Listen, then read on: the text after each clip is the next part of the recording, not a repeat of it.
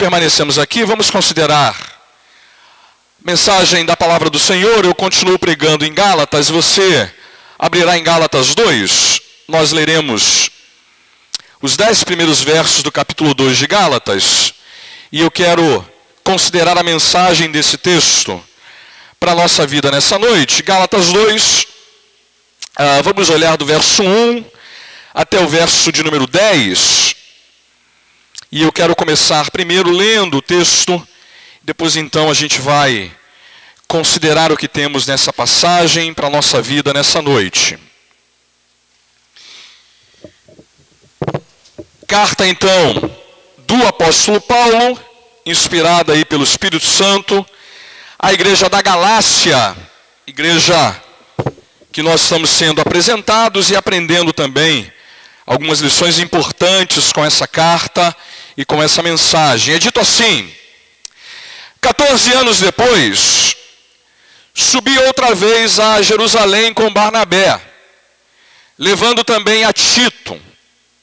Subi em obediência a uma revelação, e lhes expus o evangelho que prego entre os gentios, mas em particular aos que pareciam de maior influência, para de algum modo não correr ou não ter corrido em vão. Contudo, nem mesmo Tito, que estava comigo, sendo grego, foi constrangido a circuncidar-se.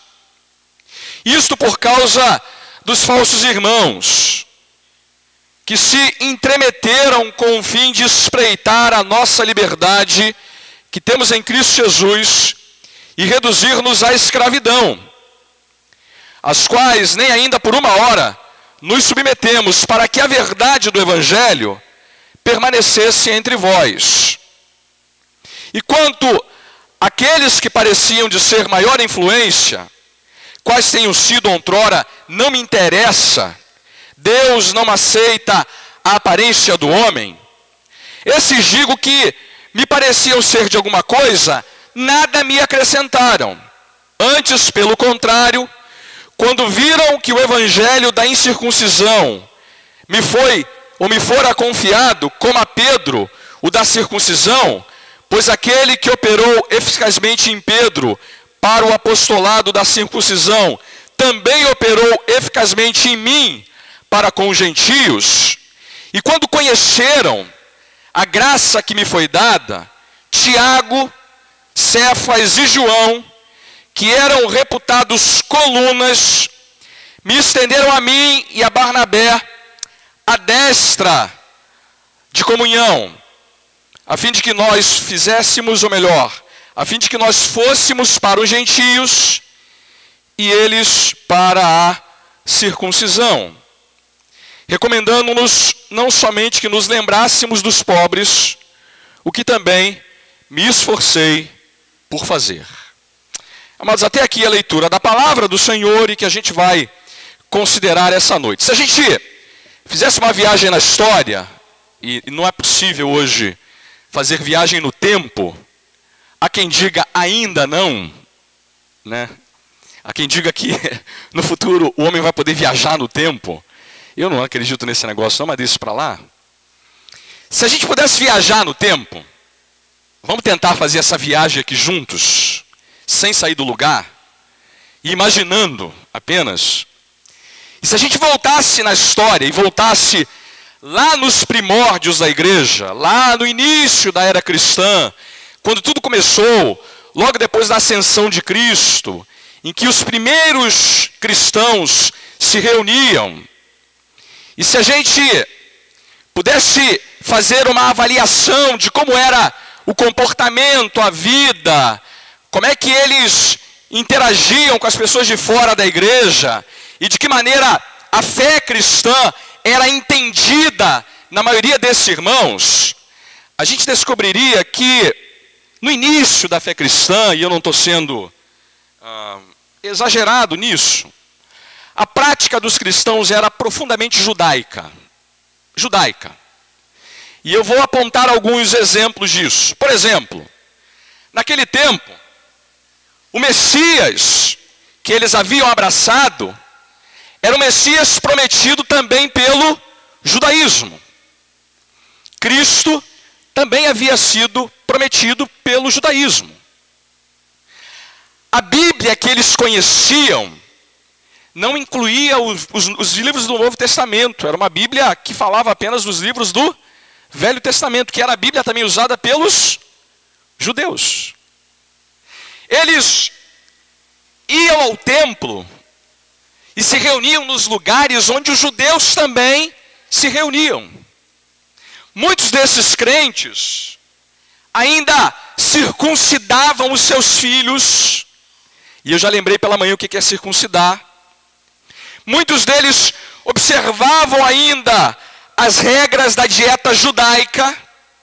E você não encontraria ali um cristão que comesse feijoada, costelinha de porco, galinha, molho pardo. Você sabe, toda hora que eu falo nisso, a minha boca enche d'água. Eles não comiam essas coisas porque a regra e a dieta judaica não permitia. Eles ainda tinham uma divisão ética muito bem estabelecida. As igrejas do início da história da era cristã eram igrejas constituídas massivamente de judeus. Judeus que haviam se convertido ao cristianismo, embora eles ainda não entendessem plenamente o significado disso.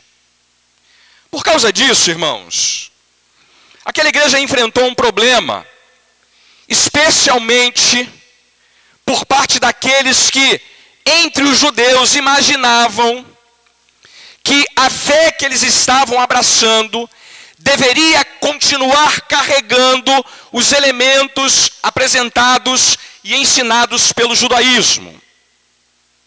Nesse contexto, o apóstolo Paulo aparece no cenário pregando uma mensagem que afirma categoricamente que os judeus ou gentios entram agora no reino, são salvos, alcançam vida eterna e são alvo da graça de Deus tão somente com a fé no Senhor Jesus Cristo. Não há mais a menor necessidade, como nunca houve, de observar os ritos judaicos, a dieta judaica, a circuncisão e tudo mais que o judaísmo ensinava. Isso criou uma dificuldade para muita gente. Muita gente começou a se levantar enquanto Paulo pregava essas coisas. Depois de Paulo ter pregado essas coisas, essa gente aparecia nas igrejas perguntando assim: olha, você é salvo, você é cristão? E a pessoa dizia: sou sim, me salvei, já sou alguém da fé cristã. Mas você já se circuncidou? Ainda não. Você obedece às leis judaicas? Ainda não. Você observa os ritos judaicos? Ainda não. Então você não é salvo, diziam eles. Quem foi que ensinou isso para você? O apóstolo Paulo. O apóstolo Paulo, eu bem que imaginava. Porque ele está ensinando coisas que não são aquilo que o evangelho é. O evangelho de Paulo é um evangelho de segunda categoria. Um evangelho que não representa aquilo que os apóstolos de Jerusalém defendem. Um evangelho que não é assim tudo que o evangelho é de verdade. E eles então tentavam cooptar, ensinar o contrário do que Paulo havia pregado, ensinado e propagado nos lugares onde ele passava.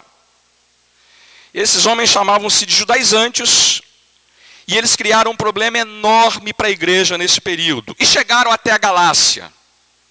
Chegaram na igreja da Galácia e começaram a desdizer tudo que o apóstolo havia dito.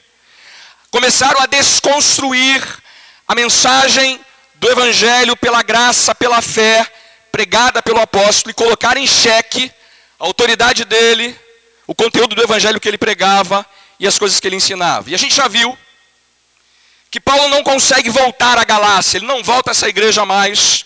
Ele então se corresponde com ela por uma carta. Carta que a gente está considerando e estudando.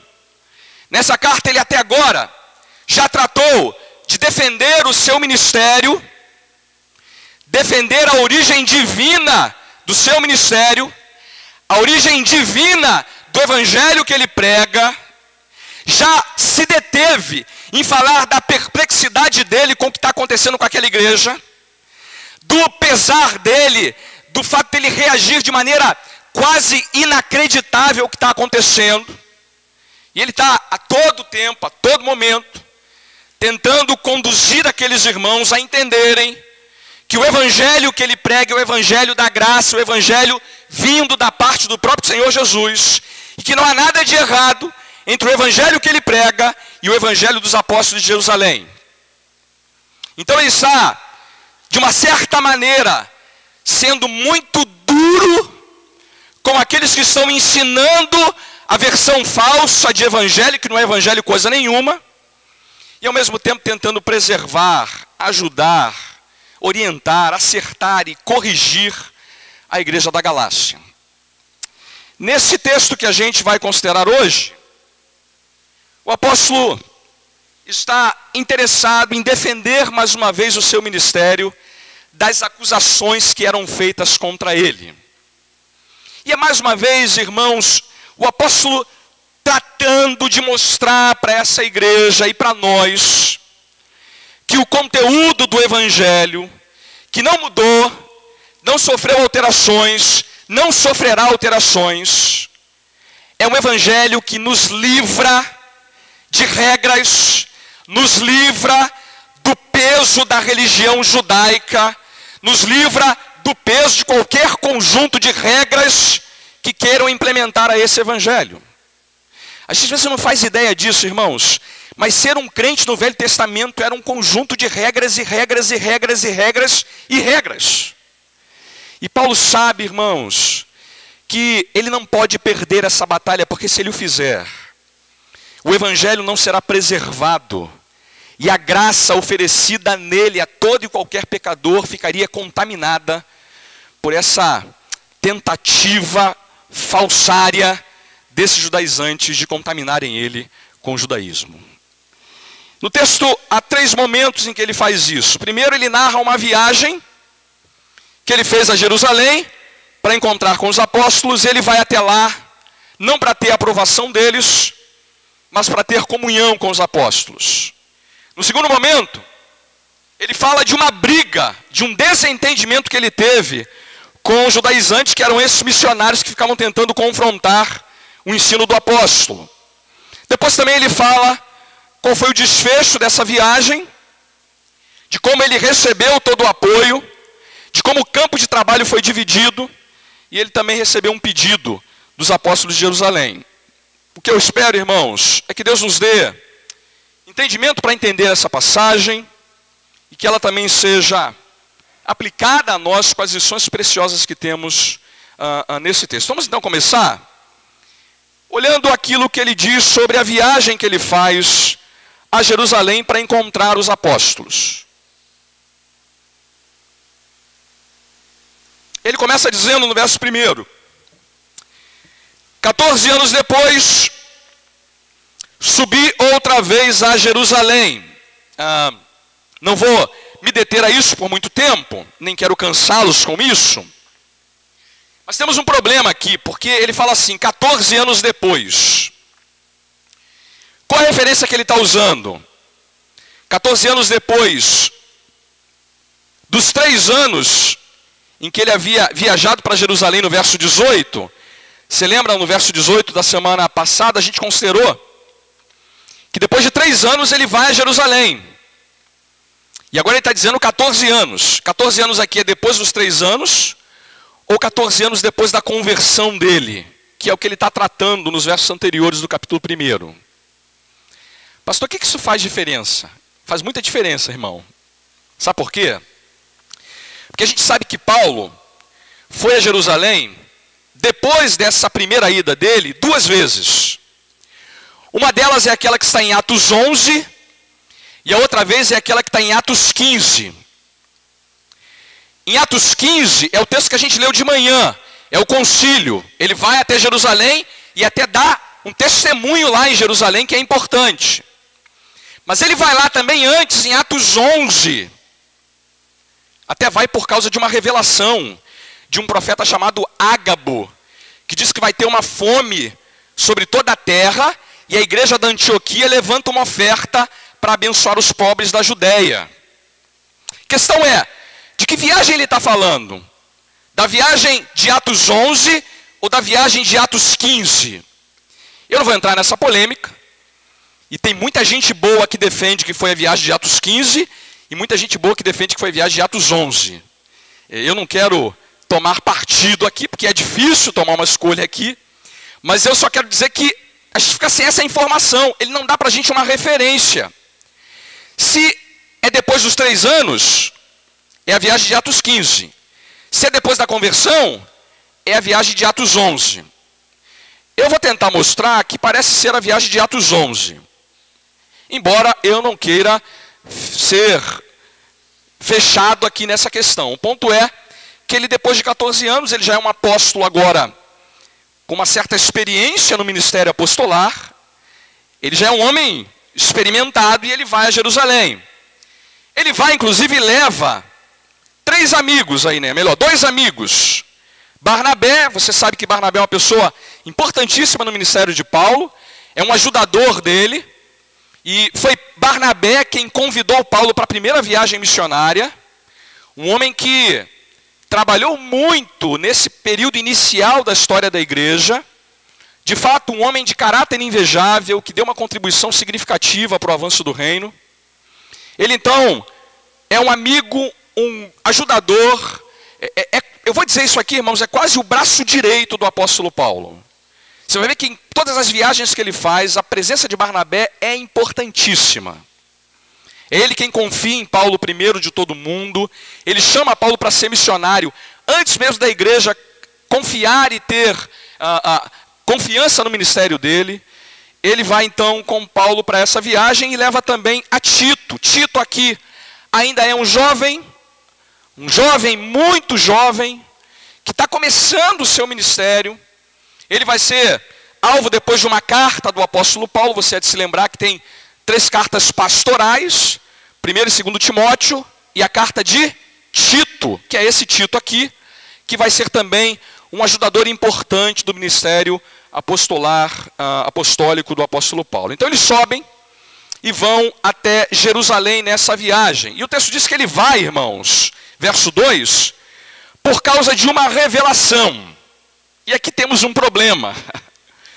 Revelação aqui pode ser interpretado de 2 maneiras diferentes. Primeiro, ou é uma revelação que tem a ver com o que está acontecendo em Atos 11, eu já fiz menção a isso. Ágabo faz uma revelação. É um profeta do livro de Atos que revela que haverá uma fome. Então a gente pode entender que Paulo está indo até Jerusalém por causa dessa revelação do profeta Ágabo. É uma possibilidade. A outra possibilidade é que não seja uma revelação tão geral assim, que foi dada pelo profeta a todo mundo. Tratava-se de uma revelação especial da parte de Deus para o apóstolo. Ele recebeu de Deus uma revelação, que a gente não sabe como é que foi, que disse para ele ir para Jerusalém. E eu sei que falar disso aqui pode fazer muita gente entender que nós podemos agora experimentar algo parecido com isso em nossos dias. E eu vou tentar deixar claro para os irmãos que não é essa maneira de entender o texto aqui para a gente. Estou falando aqui de uma coisa especial e particular, que deve ser entendida como algo restrito ao período apostólico. Significa dizer que há uma coisa de categoria especial, que não acontece mais normalmente, e a gente não deve esperar que Deus fique dando revelação nesse sentido para todos nós. E mesmo que Deus nos dê alguma revelação nesse sentido, irmãos, ela diz respeito apenas a nós e a Ele. Nós não podemos tornar isso como norma para a vida da igreja. Então, se você encontrar alguém, ou se você me disser que recebeu uma revelação, eu vou dizer para você, irmão, essa revelação é sua e para sua com o Senhor. E isso não é norma para a vida da igreja. Não entenda que você deve tornar isso como uma experiência que deve ser seguida e guiar a vida da igreja. Por quê, irmãos? Porque quem guia a vida da igreja agora é a revelação dada na sua palavra. A gente agora entende que tudo que Deus tem para nos revelar, Ele já nos fez revelar pela sua palavra.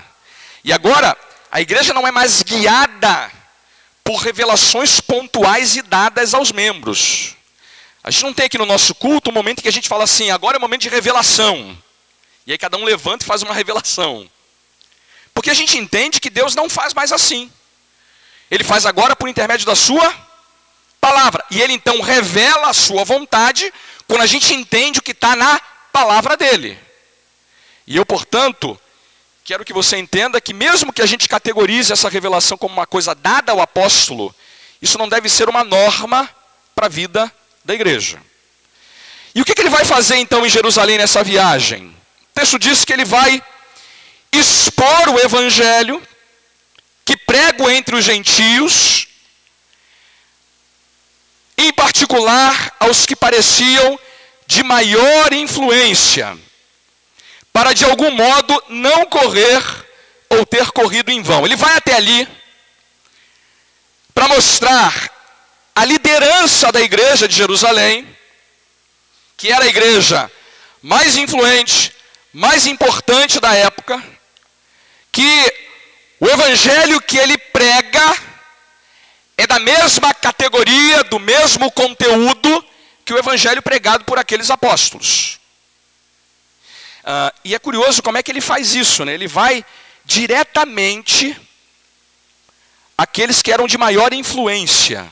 A expressão aqui de maior influência eram os chefes da igreja. Quem é que manda aí nesse negócio? Quem são os cabeças? Quem são aqueles que definem e dirigem a vida da igreja? Então, com esse eu quero falar. O texto até fala que ele vai falar com eles em particular. Vai fazer uma sala fechada com eles. Vai conversar com eles especialmente para expor a eles o evangelho. É fato, irmãos, que ele não quer a aprovação dos apóstolos. Ele quer mostrar que o evangelho que ele prega é exatamente o mesmo pregado pelos apóstolos. Não há nenhuma incoerência, ruído, diferença entre o conteúdo que ele está pregando e os apóstolos estavam pregando lá em Jerusalém. E ele faz uma coisa curiosa, né, meus irmãos? Ele vai fazer isso porque ele sabe que, do contrário, ele estaria correndo em vão. O trabalho dele não se manteria como algo proveitoso se ele estivesse pregando uma coisa diferente daquela que os apóstolos estavam pregando. Tem aqui um planejamento, uma estratégia que o apóstolo usa que é muito interessante, né? Ele sabe, irmãos, que essa é uma viagem importante e ele vai tratar de uma coisa específica. E quando você faz viagens assim, o que se espera é que você resolva o problema que levou você a fazer aquela viagem. Então Paulo dirige toda a sua energia, todo o seu trabalho na direção daquilo que ele tem que tratar.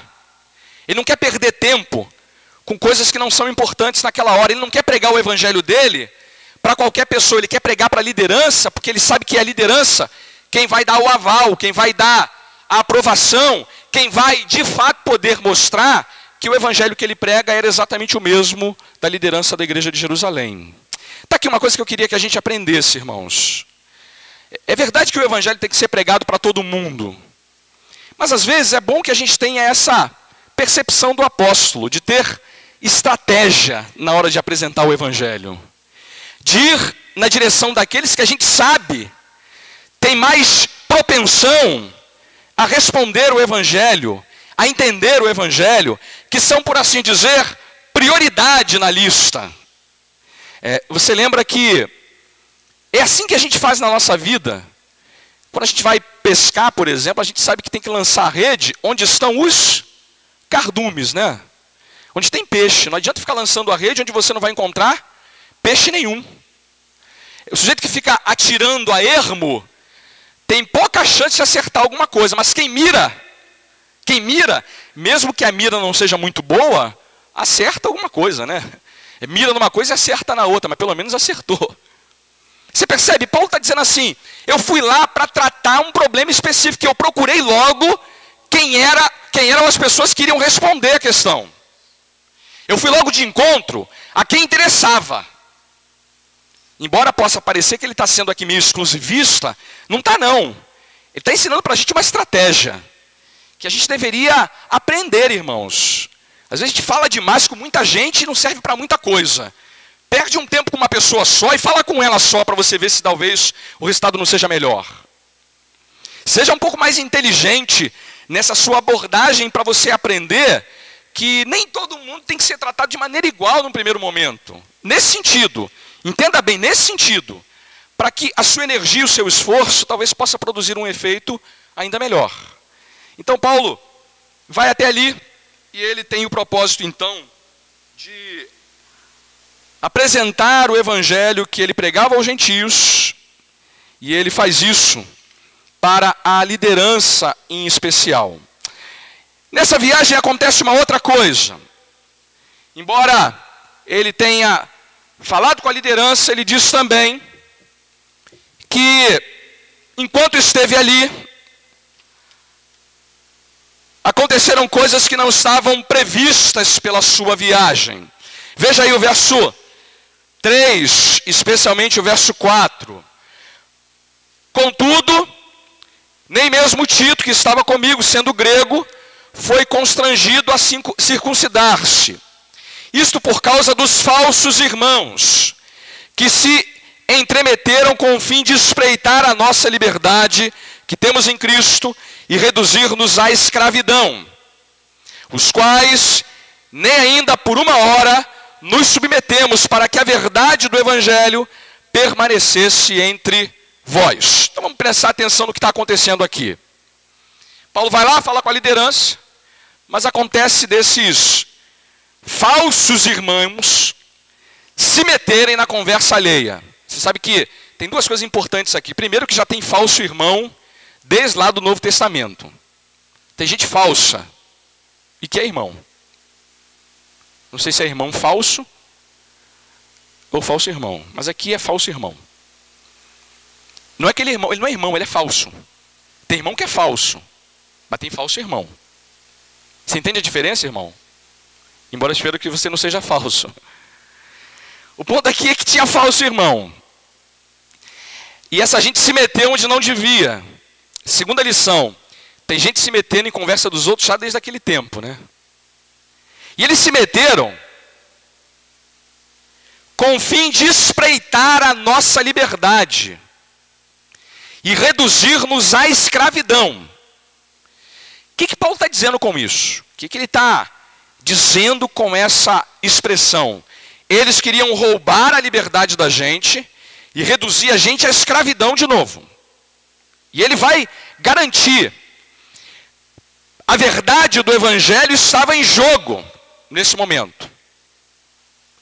Então vamos entender que esse era um momento crítico para o apóstolo. Aquela gente tentou criar uma situação em que o evangelho pregado pelo apóstolo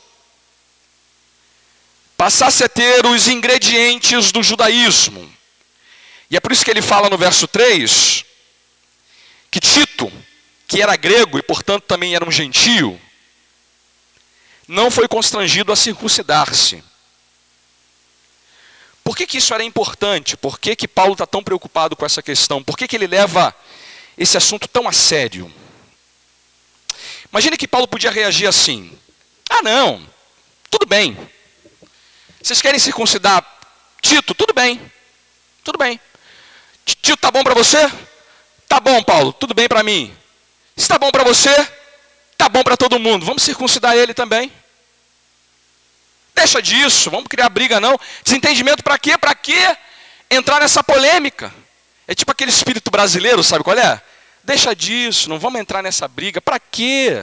Brigar para quê? Tem sempre o pessoal que tenta botar farinha no angu, né? Como é que é?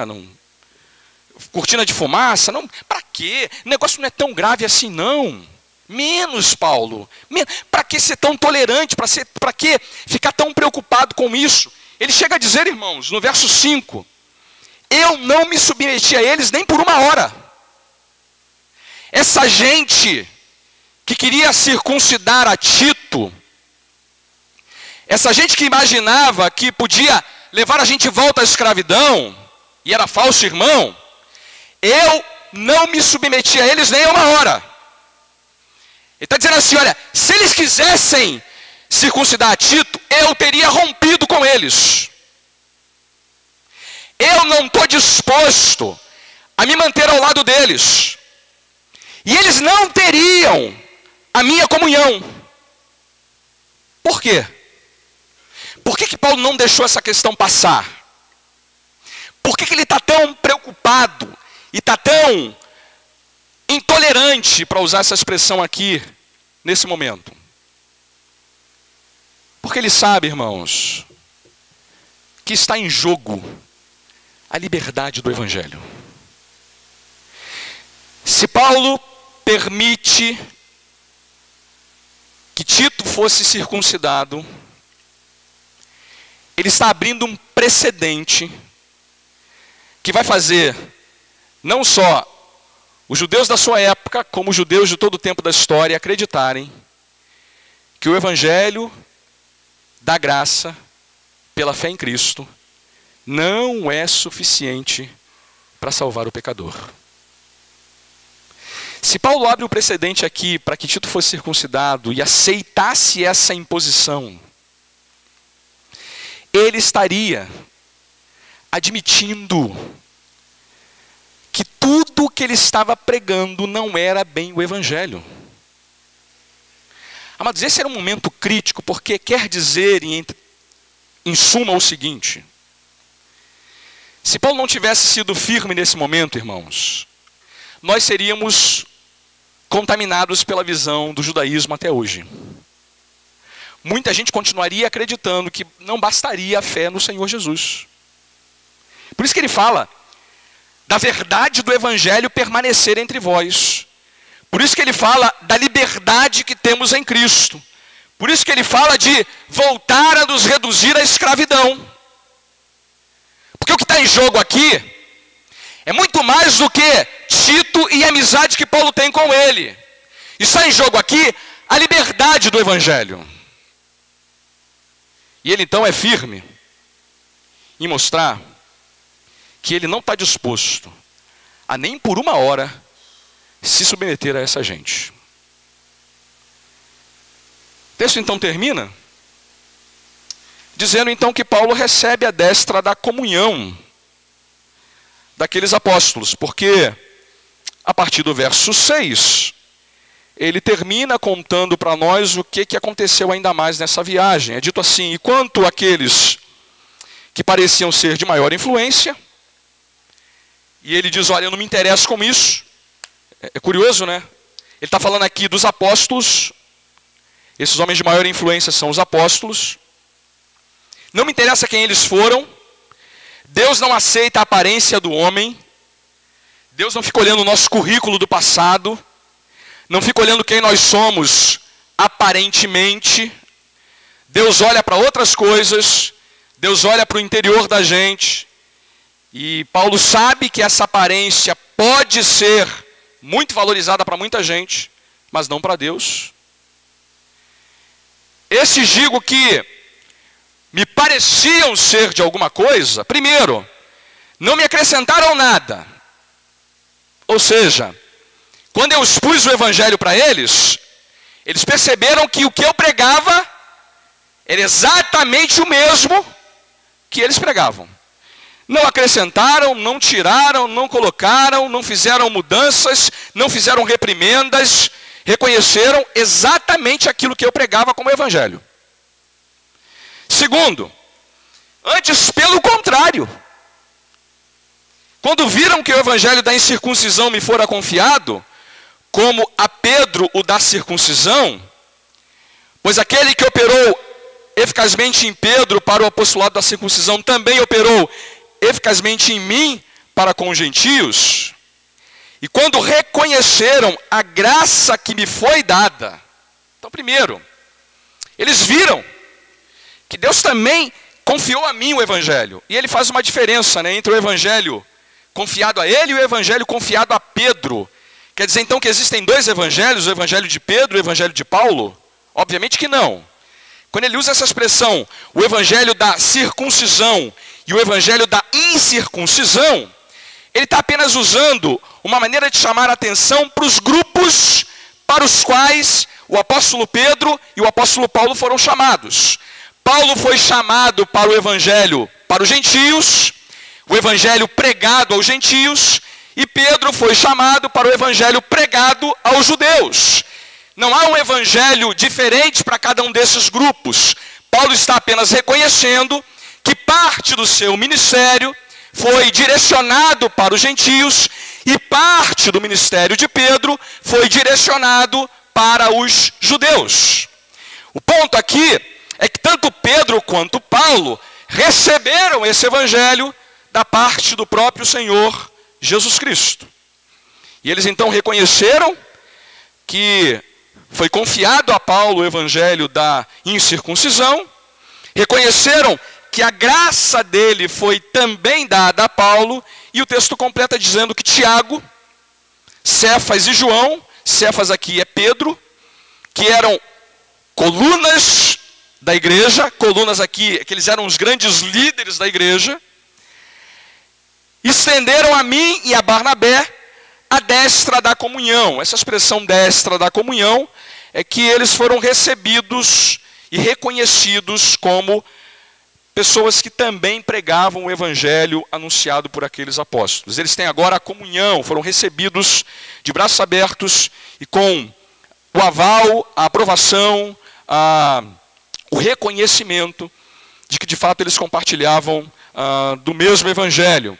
E aí, o texto diz que eles fizeram entre si uma divisão de tarefas, a fim de que nós fôssemos para os gentios e eles para a circuncisão. Aqui mais uma vez a ideia de que Paulo passa a pregar o evangelho aos gentios e Pedro passa a pregar o evangelho aos judeus. Pedro, Tiago, João e os demais apóstolos. Embora essa não fosse uma regra fixa, uma regra que não tivesse algumas exceções, você há de considerar que Paulo, quando ia às sinagogas, ele primeiro pregava aos judeus, para depois pregar aos gentios, e Pedro também pregou em algumas ocasiões para os gentios. A gente sempre lembra aquele momento em que ele teve o lençol e ele vai na casa lá de Cornélio, aquele é um homem gentio, ele está pregando o evangelho para aquele homem. O próprio João, que vai para a ilha de Patmos, escreve cartas às igrejas da Ásia, igrejas gentílicas, e portanto, essa divisão aqui não é uma divisão fixa, mas é uma espécie de organização da tarefa dos apóstolos naquele momento. O ponto, irmãos, é que nós não temos dois evangelhos aqui. Temos um único evangelho, e Paulo está agora recebendo a destra da comunhão dos apóstolos, para de uma vez por todas ficar claro que o que ele prega é o evangelho, pregado também pelos 12. Ele só recebe uma única recomendação. A recomendação é de que ele também se lembre dos pobres. O que ele vai fazer, ao que tudo indica, essa viagem foi para ele coletar recursos para a igreja pobre da Judéia, e portanto Paulo vai obedecer, vai observar essa recomendação dada aos apóstolos. Essa é a exposição do texto, mas eu queria tirar aqui algumas lições para a gente. E faço rapidamente isso. Primeiro, lembrar que nós só temos um único evangelho. O evangelho que afirma que Deus amou o mundo de tal maneira que deu o seu Filho unigênito para que todo aquele que nele crê não pereça, mas tenha vida eterna. O evangelho que garante que cada um de nós vai dar conta de si mesmo a Deus. E o tempo que temos sobre a terra é o tempo para a gente lembrar disso, se preparar para isso. E há apenas uma única maneira de ser salvo do justo juízo dele: a fé que repousa plenamente no Senhor Jesus Cristo. Uma fé que depende da graça oferecida a todo e qualquer pecador que, crendo em Jesus, aceita, recebe a vida eterna, a salvação, o perdão e a graça do Senhor. Amado, esse é o evangelho. E só há um único evangelho. Para brasileiro, para judeu, para argentino, para boliviano, para colombiano, para paraguaio, Não tem evangelho paraguaio. Todos os homens da face da terra, a todos eles foi endereçado um único evangelho. Amém, irmãos? Amém. Segundo ponto aqui. Embora esse evangelho seja único, ele tem sim diferentes aplicações e se relaciona de maneira diferente com a cultura a que ele se insere. Esse é o ponto que Paulo está deixando claro ao ir visitar essa igreja lá em Jerusalém. De uma certa maneira, o que os primeiros cristãos não entenderam é que eles podiam continuar sendo judeus, circuncidando seus filhos, comendo só o que a dieta judaica estabelecia, vivendo de uma certa maneira como um grupo étnico diferente dos demais, embora eles fossem perder a feijoada, a costelinha de porco e tudo mais. A gente sabe, irmãos, que Paulo, em uma certa ocasião, e muitas outras que a gente não conheça talvez, se comportou como judeu para ganhar os judeus. Lembra disso? Me fiz como gentio para ganhar os gentios. Ele não tinha problema com isso. Qual é o problema então?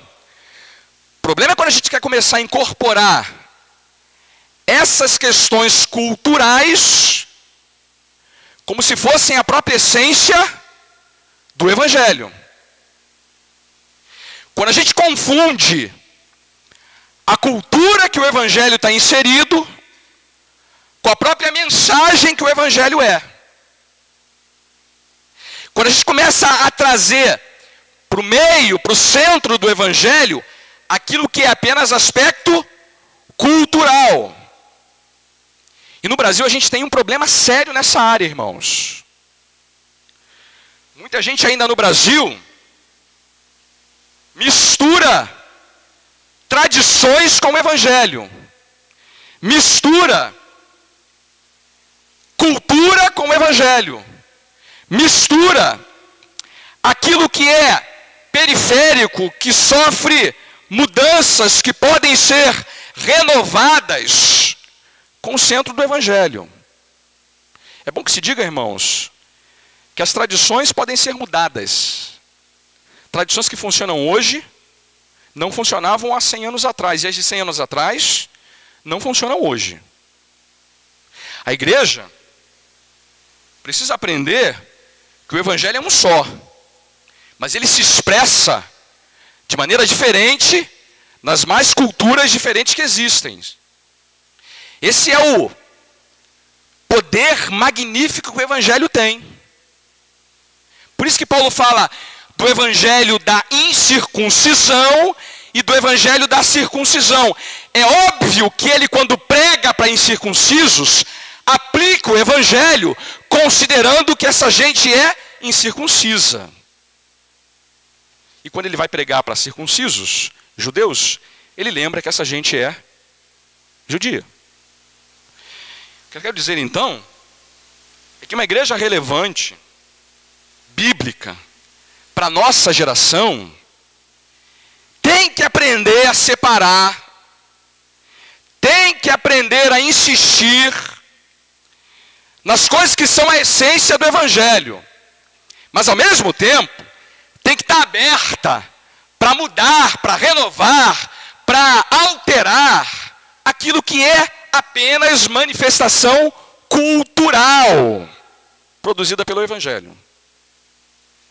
E aí, irmãos, a gente tem que aprender a dialogar com a gente que está à nossa volta, falar a língua dessa gente, oferecer para eles o evangelho na linguagem que eles são capazes de entender.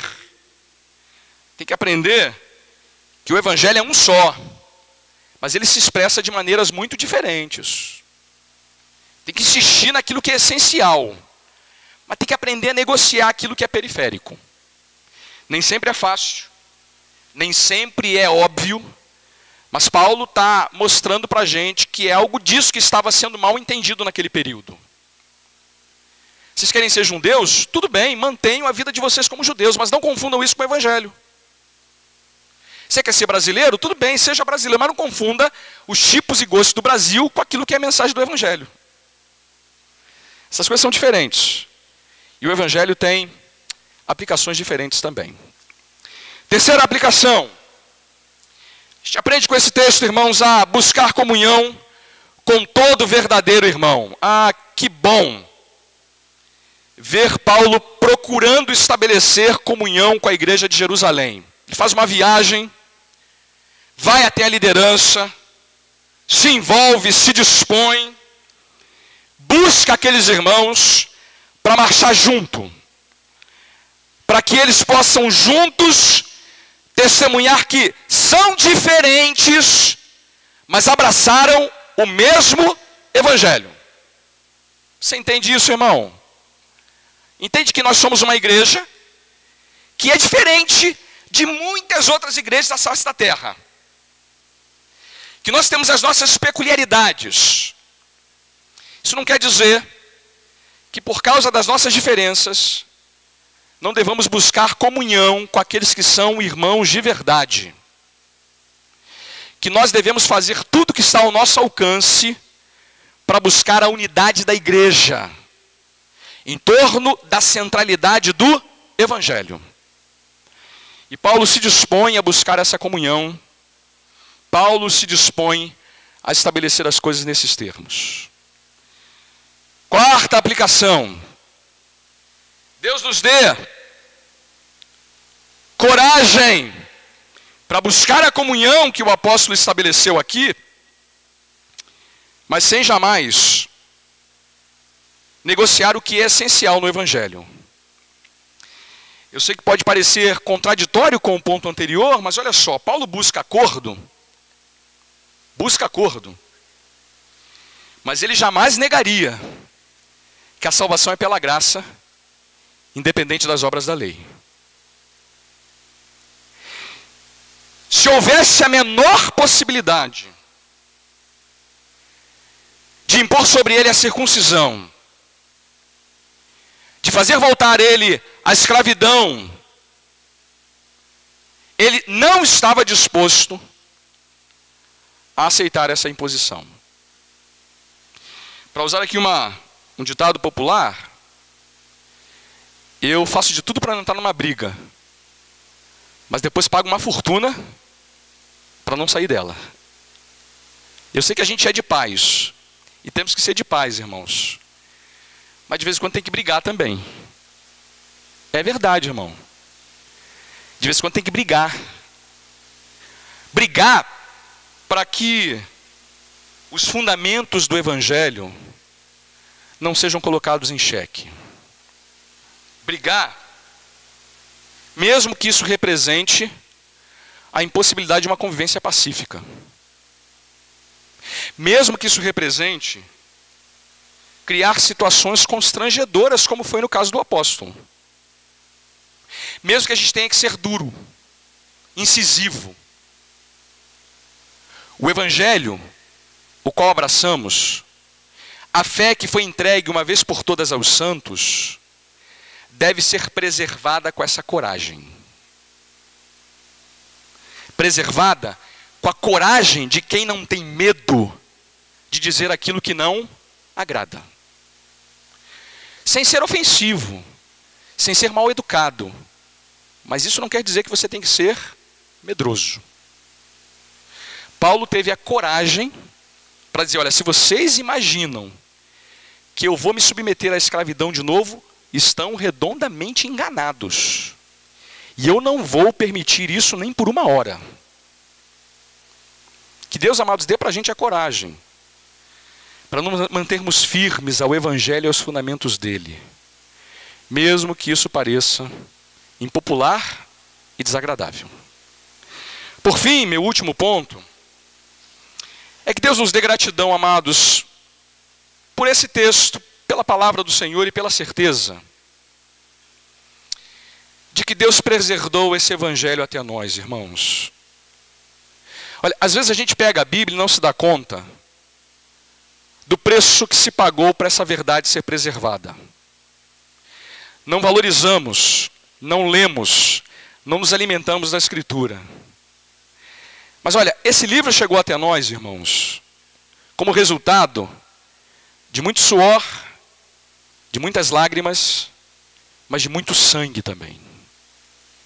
Louvado seja o nome do Senhor pela vida do apóstolo Paulo, que teve a coragem para deixar claro naquele momento crucial da vida da igreja, que somos salvos pela fé, e tão somente pela fé, que repousa única e exclusivamente no Senhor Jesus. Que a gente tenha um coração, irmãos, gratos por essa trajetória de um Deus que levantou homens do calibre do apóstolo Paulo para preservar, para defender a verdade do Evangelho e para usar as palavras dele no texto, para que ela permanecesse entre nós. Louvado seja o nome do Senhor. Vamos orar? Louvamos o teu nome, Senhor, pela tua palavra, pela verdade do Evangelho. E te imploramos, ó Deus, que tu nos dê coragem para entender, ó Deus, a liberdade plena, absoluta e completa que temos no teu Filho Jesus. Não somos salvos pela nossa religiosidade, pelas obras da lei, por qualquer regra, fardo, mérito, por qualquer obediência da nossa parte. Mas louvado seja o teu nome, porque a verdade do Evangelho, revelada aos teus apóstolos, pregada por eles e preservada até nós, nos garante que a nossa salvação é inteiramente pela graça do Senhor, que alcançamos pela fé que repousa no teu Filho Jesus. Que a morte dele, a vida dele, o sangue dele, o corpo dele partido e moído na cruz do Calvário é suficiente para a salvação de todo e qualquer pecador que, arrependido, suplique a tua misericórdia. Ó Deus, louvado seja o teu nome por isso. Louvado seja o teu nome por essa verdade ter alcançado o nosso coração e ter sido preservada até os nossos dias. Que possamos continuar, ó Deus, alimentando a nossa alma dessa liberdade, que nada e nem ninguém nos leve de volta à escravidão, à servidão, ao subjugo de uma religiosidade que nos faça acreditar em algo diferente disso. Alcance o coração daqueles que ainda não te conhecem nessa noite, Senhor. Revelas a ele a liberdade plena, completa do teu Filho Jesus. Chama-os pelo nome e faz assim para a glória do nome do Senhor. E que agora o amor de Deus o Pai, a graça soberana de nosso bendito Senhor e Salvador Jesus, a comunhão eterna do Santo Espírito de Deus esteja convosco e com todo o povo do Senhor espalhado por toda a face da terra, hoje e para todos sempre. Amém, Senhor. Amém, Pai.